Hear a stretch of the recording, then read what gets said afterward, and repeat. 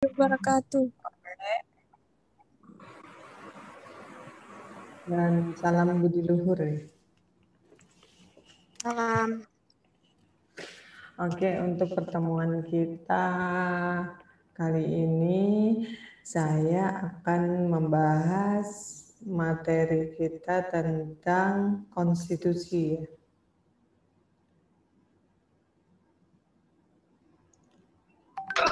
Iya, Bu.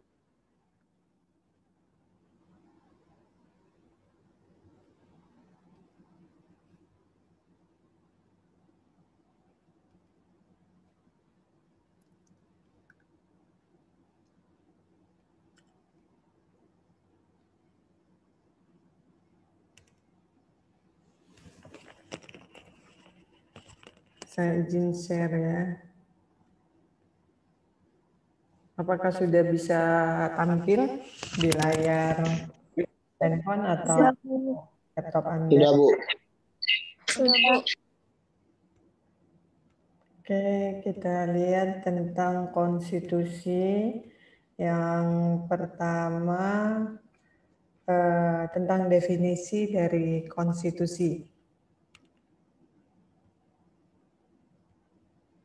Nah, kalau kita lihat untuk definisi dari konstitusi ada banyak sekali definisi atau pengertian dari konstitusi itu sendiri.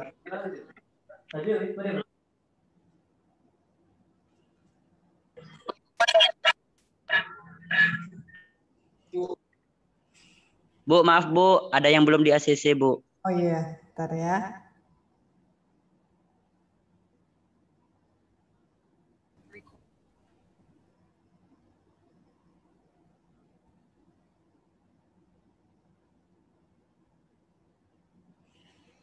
Oke, kita lihat definisi dari konstitusi. Nah, kalau dilihat di layar ini bisa dilihat pengertian konstitusi itu ada banyak sekali ya. Kalau kita lihat pengertiannya itu kurang lebih konstitusi itu memiliki makna atau arti tentang aturan ataupun peraturan atau dalam KBBI di sini ya bisa kita lihat segala ketentuan dan aturan tentang ketatanegaraan undang-undang dasar suatu negara. Nah, kalau kita lihat dari definisi ini, konstitusi ini dapat diartikan sebagai undang-undang dalam suatu negara, undang-undang dasar ya. Nah, kalau berbicara undang-undang dasar ya mungkin yang ada di benak Anda atau yang lebih familiar yaitu undang-undang dasar itu sendiri. Undang-undang dasar yaitu hukum dasar yang tertulis, dia ada dokumennya dibukukan dan bentuknya juga tertulis atau yang terdiri dari sejumlah pasal-pasal yang ada. Kalau di Indonesia dinamakan dengan Undang-Undang Dasar 1945. Nah, konstitusi ini sendiri di Indonesia itu ada dua jenis. Yang pertama ada yang tertulis, yaitu Undang-Undang Dasar 1945 itu sendiri. Dan yang kedua ada yang tidak tertulis. Jadi namanya juga Undang-Undang Dasar suatu negara. Berarti dasar dari semua peraturan perundang-undangan yang berlaku dalam suatu negara. Jadi semua peraturan perundang-undangan di suatu negara atau di Indonesia didasarkan pada undang-undang dasar. Maka ketika ada suatu peraturan perundang-undang lainnya yang letaknya atau hierarkisnya berada di bawah Undang-Undang Dasar 45 atau bertentangan dengan Undang-Undang Dasar 1945, di Indonesia itu tidak diperkenankan berlaku karena dasar dari semua pembentukan peraturan perundang-undangan di Indonesia itu ada di dalam Undang-Undang Dasar 1945. Jadi semua peraturan perundang-undangan yang berlaku atau hukum yang berlaku di Indonesia tidak boleh bertentangan dengan UUD 1945. Nah, ini yang tertulis. Terus ada lagi yang tidak tertulis. Kita bahas satu-satu ya. Yang tertulis dulu. Nah, ini pengertian secara umum tadi ya. Nah, kalau kita lihat ada beberapa pendapat para pakar atau para ahli ilmu negara. Ada yang berasal dari dalam negeri atau dalam Indonesia itu sendiri ataupun yang berasal dari luar negara Indonesia. Nah, ini ada beberapa pendapat para pakar ilmu ketatanegaraan. Ada William H. Harris. Dia menyebutkan, beliau berpendapat bahwa konstitusi itu adalah prinsip-prinsip dasar pemerintahan di suatu negara, baik yang tersirat dalam hukum, lembaga, dan kebiasaan atau yang diwujudkan dalam suatu dokumen tertentu. Nah, di sini jelas ya kalau menurut William Harris. Di sini dia diwujudkan atau terdapat dalam suatu dokumen atau beberapa dokumen tertentu. Jadi dengan kata lain di sini sudah sangat jelas sekali bahwa bentuknya itu konstitusi tersebut memiliki bentuk yang tertulis. Ada dokumennya, ada bukunya, ada naskahnya. Nah, kalau yang kedua kita lihat pendapat C.F. Strong. Konstitusi atau constitution ya. Merupakan seperangkat prinsip-prinsip yang mana kekuasaan pemerintah, hak-hak yang diperintah, dan hubungan antara keduanya telah disesuaikan. Maksudnya apa? Bahwa dalam suatu konstitusi atau suatu hukum dasar negara itu berisi tentang hak-hak dari pemerintah dengan yang diperintah atau rakyat atau warga negaranya. Di dalamnya ada kekuasaan pemerintahan dan juga ada hak-hak yang diperintah, hak-hak warga negara.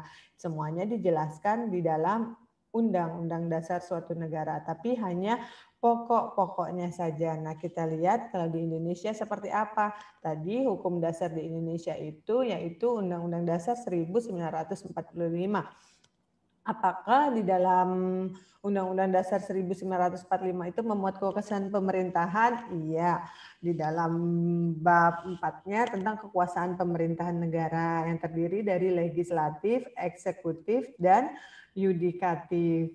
Apa itu legislatif? Yaitu kekuasaan untuk membentuk undang-undang yang berada pada tangan MPR, DPR, dan DPD. Yang kedua, eksekutif, yaitu kekuasaan untuk menjalankan pemerintahan berada pada tangan presiden dan wakil presiden beserta menteri-menteri dalam kabinetnya.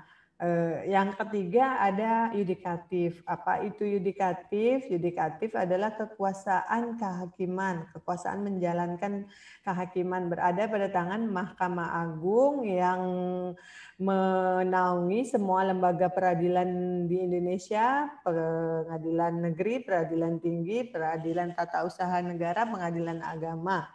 Nah, yang ketiga ada Mahkamah Konstitusi. Jadi kekuasaan kehakiman itu di Indonesia dijalankan oleh lembaga yudikatif yang berada pada tangan Mahkamah Agung dan Mahkamah Konstitusi. Itu buktinya bahwa di dalam Undang-Undang Dasar 1945 khususnya yang ada di Indonesia, kekuasaan pemerintah itu diatur, tapi hanya pokok-pokoknya saja.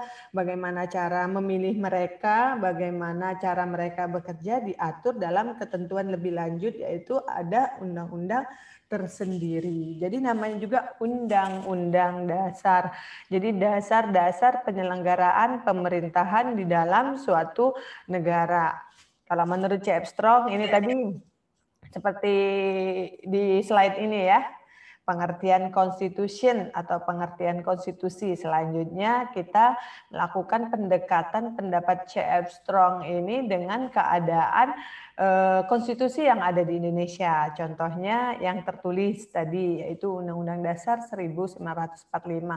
Menurut C.F. Strong di dalamnya ada kekuasaan pemerintah, ada tidak? Tadi ya buktinya di pasal 5, pasal 6, pasal 7, pasal 8 sampai dengan pasal 12 itu mengatur tentang eksekutif presiden.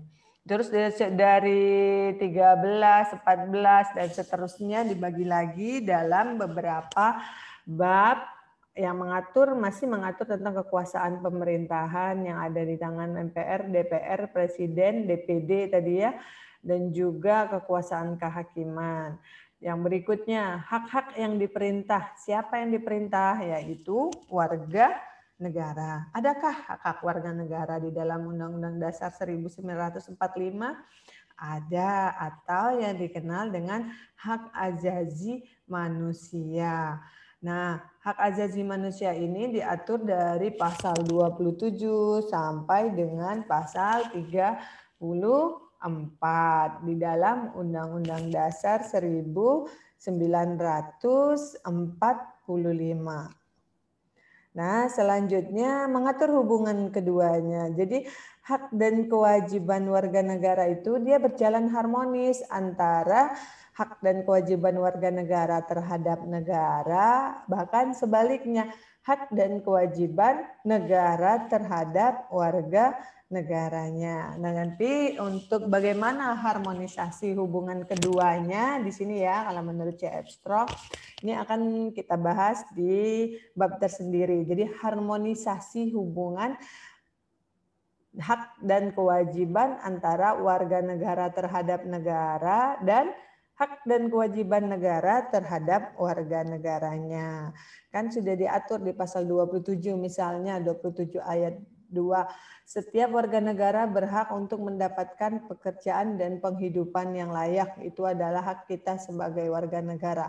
Dalam rangka untuk mendapatkan hak tersebut di pasal 27 ayat 1 dan 2, maka muncullah kewajiban kewajiban negara atau pemerintah untuk mewujudkan hal tersebut. Nah, di situ dikatakan harmonis. Ketika muncul hak warga negara, maka akan terjadi kewajiban atau muncul kewajiban bagi negara untuk mewujudkan hak atas kesejahteraan bagi warga negaranya.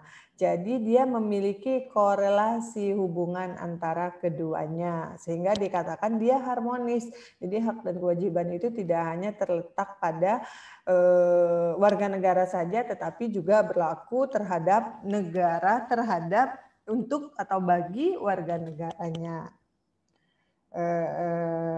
Kalau kita lihat ini tadi pendapat C.F. Strong dengan keadaan konstitusi di Indonesia ya relevan ya. Terus di dalam kalau tadi menurut William Harris di sini ada lembaga negara di dalamnya ya yang diwujudkan dalam suatu dokumen. Apa saja lembaga negara yang ada atau yang disebutkan atau yang ditetapkan di dalam Undang-Undang Dasar 1945. Nah, inilah lembaga-lembaga negara yang terlibat di dalamnya yang menyelenggarakan pemerintahan di Indonesia yang dilaksanakan dengan sistem demokrasi. Nah, buktinya seperti ini. Diatur di mana saja dalam Undang-Undang Dasar 1945 kalau di Indonesia mengenai MPR, bagaimana mengubah dan menetapkan undang-undang dasar itu kewenangan MPR melantik presiden dan wakil presiden, memberhentikannya, melantiknya, memilih presiden dan wakil presiden jika terjadi kekosongan.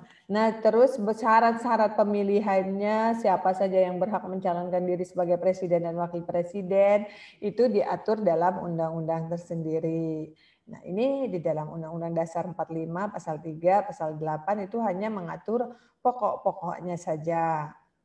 Berikutnya di dalam Undang-Undang Dasar 1945 juga mengatur tentang DPR. Buktinya di mana? Buktinya di sini, di pasal 11, pasal 13, 14, 20, 22 mengenai kewenangan-kewenangan DPR. Nah, sampai dengan pasal 20. Kalau DPR di sini pas DPD juga masuk ya.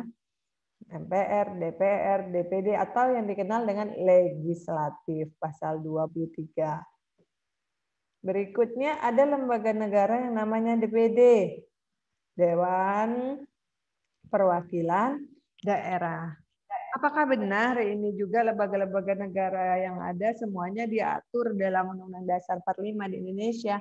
Kembali kita lihat buktinya di pasal 22 sampai 23 Undang-Undang Dasar 45. Kewenangan dari DPD apa saja? Bagaimana tata cara pemilihan DPD? Syarat-syaratnya tidak disebutkan dalam Undang-Undang Dasar 45. Hanya pokok-pokoknya saja. Pokok-pokok tentang penyelenggaraan pemerintahan di Indonesia. Bagaimana memilihnya, tata cara pemilihannya, syarat-syarat prosedurnya tidak disebutkan di dalam Undang-Undang Dasar 1945, tetapi dia dibuat dalam ketentuan lebih lanjut atau peraturan perundang-undangan yang letaknya di bawah UUD 1945 dan isinya tidak boleh bertentangan dengan UUD 45 atau yang pernah mungkin Anda dengar yaitu Undang-Undang MD3 ya. Berikutnya ada lembaga negara Mahkamah Agung. Nah, Mahkamah Agung dan Mahkamah Konstitusi dan Komisi Yudisial inilah penyelenggara ataupun yang ada di dalam lembaga negara yang terdapat di dalam yudikatif kekuasaan kehakiman. Diatur tidak di dalam Undang-Undang Dasar 1945 ada di sini. Dan ada undang-undang tersendiri juga dia Undang-Undang Nomor 24 Tahun 2003. Mahkamah Agung, terus tentang Komisi Yudisial, apa kewenangannya untuk mengangkat bukan menangkap ya. Nah, ini ya, BPK juga diatur di dalam Undang-Undang Dasar 1945. Nah, pengaturan ini yang diatur tadi pasal 5 sampai pasal 23E yang mengatur tentang legislatif, eksekutif, dan yudikatif ini dengan sistem trias politik, yaitu prinsip pembagian kekuasaan. Masing-masing lembaga negara itu tidak boleh mencampuri urusan lembaga negara yang satu dengan negara lainnya atau yang dikenal dengan istilah check and balance system. Kalau sebelumnya di zaman rezim Orde Baru tidak ada pengimbangan kekuasaan, tapi masing-masing lembaga negara itu terlibat. Presiden itu selain sebagai eksekutif, dia juga di legislatif, dia juga yang diikutsertakan dalam pembentukan peraturan perundang-undangan atau merancang peraturan perundang-undangan. Selanjutnya di eksekutif presiden juga dilibatkan atau bahkan di eksekutif presiden itu memegang kekuasaan eksekutif, dia menjalankan pemerintahan. Nah, keadaan yang demikian kan setelah presiden dia dilibatkan untuk membuat peraturan perundang-undangan, selanjutnya dalam menjalankannya kembali beliau lagi dilibatkan. Jadi dengan kondisi yang demikian itu bisa menyebabkan terjadinya korupsi, kolusi, dan nepotisme. Nah, itu yang direform, yang diperbaharui, yang diperbaiki pada zaman rezim Orde Baru. Oleh sebab itu, di tuntutan reformasi, hal pertama yang ingin dirubah atau ingin direform yaitu amandemen UUD 1945. Mengapa tidak turunkan Soeharto misalnya? Soeharto sudah turun pada saat itu di 21 Mei 1998 melalui pidato kenegaraan pada saat itu Presiden Soeharto menyatakan mundur dari kursi kepresidenannya dan digantikan oleh B.J. Habibie pada saat itu ya. Nah, tadi sudah dikatakan bahwa di dalam kewenangan kekuasaan pemerintah segala sesuatunya legislatif, eksekutif, dan yudikatif itu diatur dalam UUD 1945. Ketika pengaturan dalam UUD 1945 mengalami beberapa kekeliruan, maka hukum dasarnya lah atau UUD tersebutlah yang harus terlebih dahulu dirubah. Nah, seperti itu ya aturannya dalam hukum ketatanegaraan di Indonesia. Jadi di sini tadi dari pasal 5, 6, 7 sampai 23 tadi menjabarkan tentang kekuasaan pemerintahan di Indonesia dijalankan oleh legislatif, eksekutif, dan yudikatif. Diatur pokok-pokoknya di dalam Undang-Undang Dasar 1945. Nah, kalau kita lihat secara sempit atau secara simpel, konstitusi itu merupakan pengertiannya yaitu dokumen atau seperangkat dokumen yang berisi aturan-aturan dasar untuk menyelenggarakan negara. Jadi dasar-dasar penyelenggaraan negara atau pemerintahan di Indonesia itu diatur dalam UUD 1945, diatur dalam konstitusi, khususnya konstitusi yang tertulis. Kalau kita lihat dalam pengertian luasnya, konstitusi memiliki pengertian peraturan baik tertulis maupun tidak tertulis. Nah, di sini yang tertulis dan tidak tertulis. Kalau dalam arti sempit hanya yang tertulis saja. Yang menentukan bagaimana lembaga negara dibentuk dan dijalankan.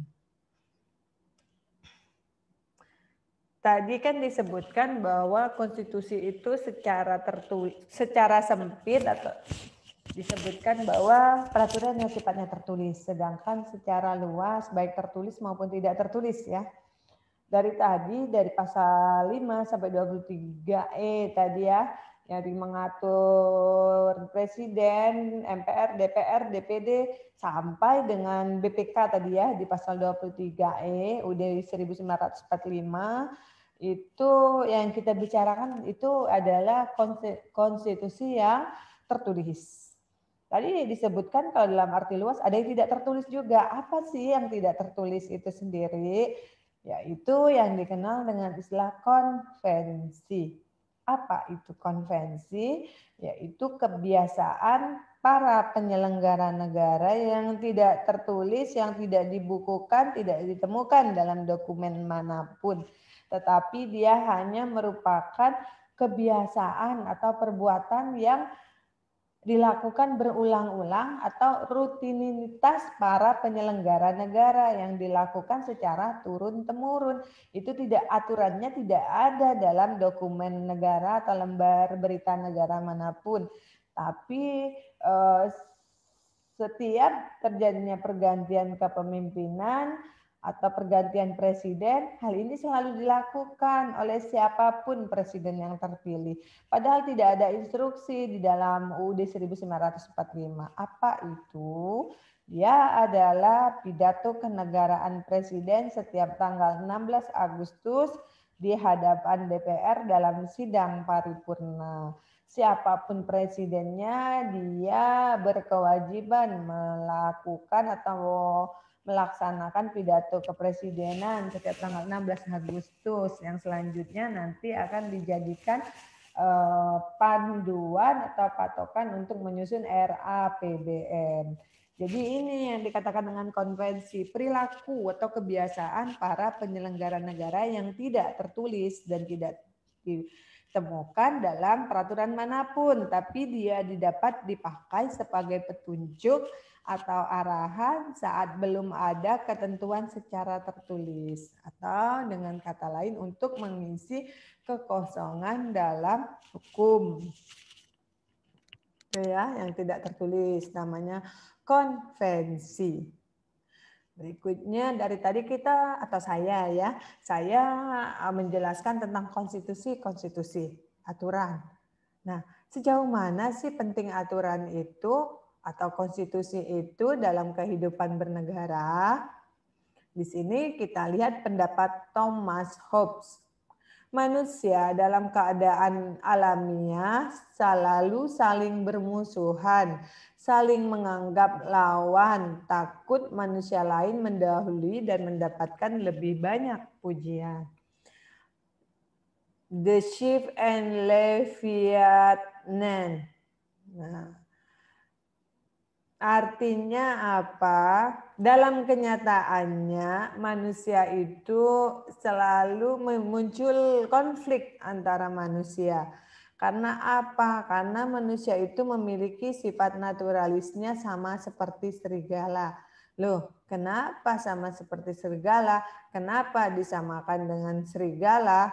Karena manusia itu memiliki sifat naturalis yang selalu ingin berlomba-lomba atau ingin mengalahkan individu yang lainnya. Dalam keadaan yang demikian, ketika tidak ada konstitusi atau ketika tidak ada aturan, maka tanpa disadari karena keinginannya untuk menguasa dan muncul sifat mempertahankan diri ya setelah kita ingin dikuasai orang lain, tentunya kita tidak menerima begitu saja. Kita memiliki prinsip kita sendiri, kita harus mempertahankan diri kita sendiri agar kita tidak bisa atau dikuasai atau ditundukkan oleh orang lain. Keinginan untuk dihormati, disegani, dan dipuji, semua orang memiliki sifat seperti itu. Ketika tidak ada aturan yang mengatur antara serigala yang satu dengan serigala yang lainnya atau individu yang satu dengan individu yang lainnya, maka sifat naturalis manusia yang ingin dikuasai, ingin dipuji, ingin dihormati, atau ingin berkuasa tadi akan rentan konflik, bahkan saling mantap. Siapa ini burung ya?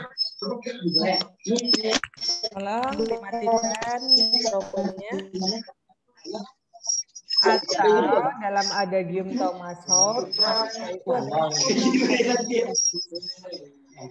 manusia adalah serigala bagi manusia yang lain. Halo, tolong dimatikan mikrofonnya, di mute. Manusia itu memiliki sifat naturalis sama seperti serigala, yaitu manusia adalah serigala bagi manusia yang lainnya. Maksudnya ketika tidak ada aturan, ketika tidak ada konstitusi, maka manusia akan saling memangsa, akan saling menindas. Menindasnya dengan apa? Dengan kekuasaan, kewenangan, dan jabatan yang dimilikinya. Itulah yang membuat manusia itu dikatakan memiliki sifat naturalis seperti serigala, selalu ingin memangsa, selalu ingin menang, selalu ingin dihormati, disegani, dan dipuji. Kalau tidak ada aturan, apabila tidak ada yang menghormatinya dan tidak memujinya, maka dia akan menindas. Yang besar yang memiliki kekuasaan akan menginjak dan menindas yang lemah, yang kecil, yang tidak memiliki kekuasaan. Saya contohkan, ketika perekonomian dihentikan 1 jam, tidak akan mungkin menimbulkan korban, orang akan langsung banyak mati kelaparan. Tetapi ketika konstitusi, aturan, atau hukum tidak diberlakukan 1 jam, yang tidak suka bisa saling membunuh, bisa saling memangsa. Itu yang dimaksud dengan homo homini lupus. Manusia adalah serigala bagi manusia yang lainnya. Oleh sebab itu dibutuhkanlah aturan atau konstitusi, apalagi dalam konsep bernegara. Aturan atau konstitusi itu sangat penting sekali. Selain mengatur warga negara, juga dia mengatur pemerintah. Karena ingat, pemerintah itu memiliki kekuasaan dan kewenangan. Ketika dia tidak dibatasi dengan konstitusi, maka akan muncul kekuasaan yang otoriter. Tirani akan muncul dalam negara itu sendiri. Karena pemerintah memiliki kekuasaan, dia bisa saja memaksakan kekuasaannya kepada rakyatnya. Hal itu tidak bisa terjadi, apalagi dalam konsep bernegara. Konsep bernegara itu adalah keinginan atau perjanjian dari sekelompok orang atau masyarakat atau warga negara yang mempercayakan negara atau kepemimpinan kepada sekelompok orang tertentu yang disebut dengan pemerintah. Nah, jadi kurang lebih definisi dari konstitusi itu demikian tadi ya. Nah, ini ada beberapa fungsinya menurut Lord James Bryce, membangun dan mempertahankan kerangka pemerintahan. Ada banyak ya, untuk konstitusi atau hukum atau aturan memiliki fungsi yang kedua, yaitu memberikan jaminan keamanan terhadap hak-hak individu warga negara mengenai orang, hak milik, dan berpendapat. Atau hak azazi ya diatur di dalam undang-undang. Dan yang ketiga, fungsinya untuk mempertahankan negara kesatuan, karena pencegahan gangguan oleh pemberontakan dan gerakan separatis itu merupakan suatu hal yang menjadi musuh yang utama. Jadi musuh yang utama itu bukan masuknya tentara asing yang ingin bukan memecah belah ya, ingin merebut wilayah NKRI, tapi hal-hal yang ada yang dimiliki dalam diri bangsa Indonesia itu sendiri, justru itu adalah bom yang terselubung yang suatu saat karena keanekaragaman kita rentan terhadap gesekan dan akhirnya muncullah konflik dan akhirnya dia akan meledak menjadi bom yang akan menghancurkan NKRI itu sendiri. Gerakan-gerakan separatisme, keinginan untuk keluar dari NKRI, adanya pemahaman prinsip yang berbeda dari konsep Pancasila yang sesungguhnya yang menyebabkan terjadilah konflik vertikal maupun horizontal. Nah ini ya, menurut Carl Joachim Friedrich, konstitusi itu memiliki fungsi untuk membatasi kekuasaan pemerintah atau penguasa negara agar tidak sewenang-wenang terhadap rakyatnya. Konstitusi juga memiliki fungsi untuk membagi kekuasaan negara, tadi sudah saya jelaskan ya, legislatif, eksekutif, dan yudikatif. Ini sesuai porsinya masing-masing agar tidak mencampuri. Kalau dulu kan eksekutif itu ada presiden dan wakil presiden. Tapi dia dilibatkan juga dalam membuat peraturan perundang-undangan. Kalau sekarang tidak, dalam waktu 14 hari ketika presiden tidak menandatangani suatu rancangan undang-undang menjadi undang-undang, maka secara otomatis undang-undang tersebut akan berlaku. Itu untuk membatasi kekuasaan presiden agar tidak otoriter dan kesewenang-wenangan. Di dalam konstitusi memiliki fungsi memberikan jaminan HAM bagi warga negara atau menjamin hak-hak azazi warga negaranya. Konstitusi berfungsi sebagai landasan penyelenggara negara menurut suatu sistem ketatanegaraan yang dijunjung tinggi oleh semua warga negaranya. Ada banyak ya. Terus kita lihat materi muatannya, isi dari sebuah konstitusi. Kan tadi kemarin di soal itu sepertinya sudah ada ya, jadi saya minta Anda baca dulu kemarin, baru ngerjain tugasnya yang saya bagikan. Jadi apa ya, teknis belajarnya sepertinya terbalik. Karena apa? Karena Anda kan bukan lagi siswa, sudah mahasiswa. Jadi saya anggap Anda sudah punya sedikit bekal yang didapatkan di tingkat atau level pendidikan sebelumnya di SMU. Nah, di akhir baik melalui video pembelajaran di YouTube ataupun melalui Zoom meeting ini, ya saya meluruskan dari apa pendapat Anda yang sudah Anda jabarkan dalam tugas-tugas yang saya berikan, dari materi yang saya berikan, saya minta Anda baca, lalu saya kasih tugas, Anda menganalisa tugas yang saya berikan dengan panduan materi pada slide PowerPoint yang saya bagikan.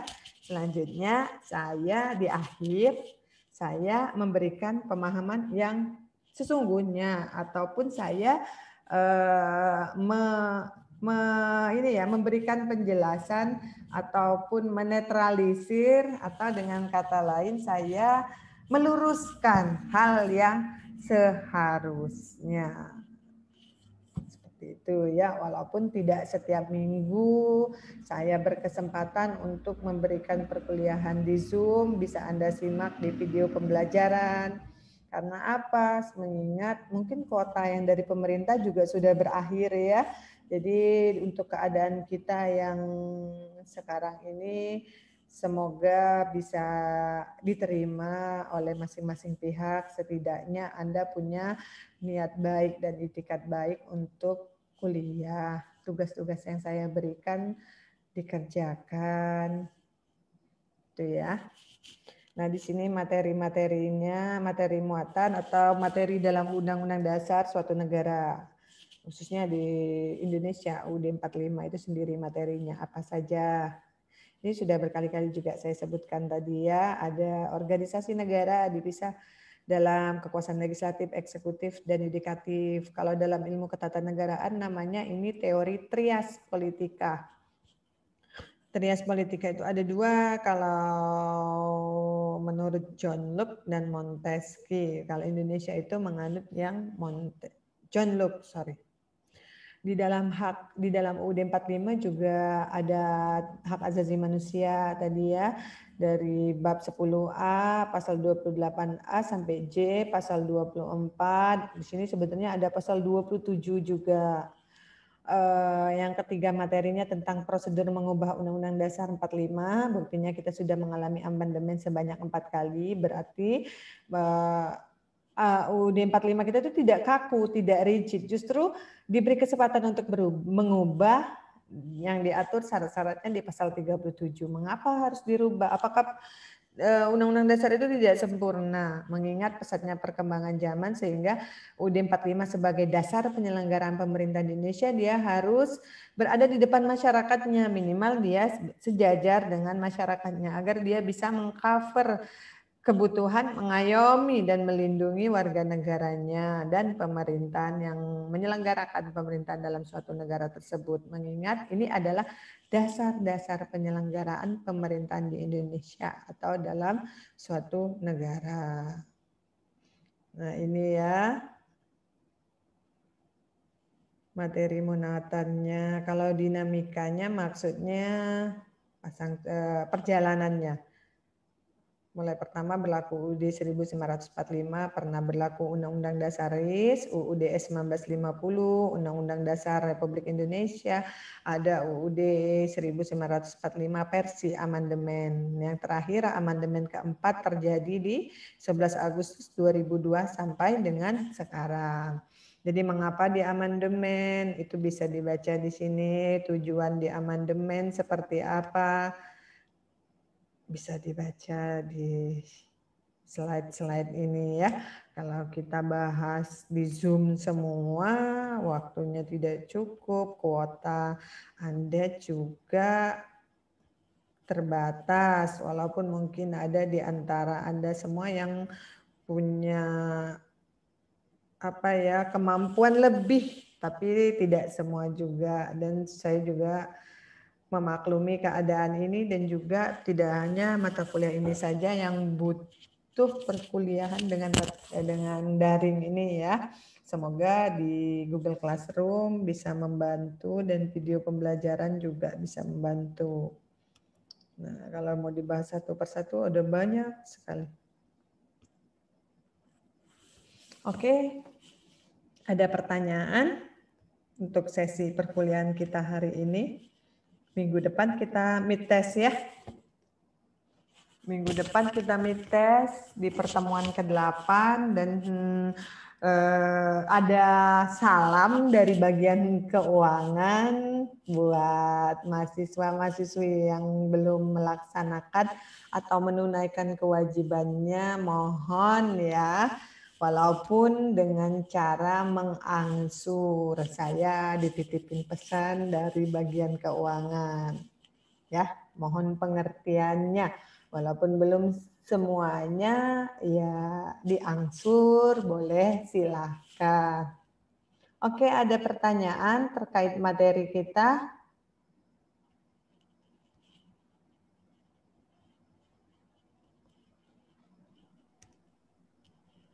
Ada pertanyaan, Lola Anggraini, Rifka, Intan Septian, Muhammad Ivan, Tio Alif Utama, Bella Tripadila, dan yang lain-lainnya peserta perkuliahan kita hari ini. Ada yang mau ditanyakan untuk materi hari ini?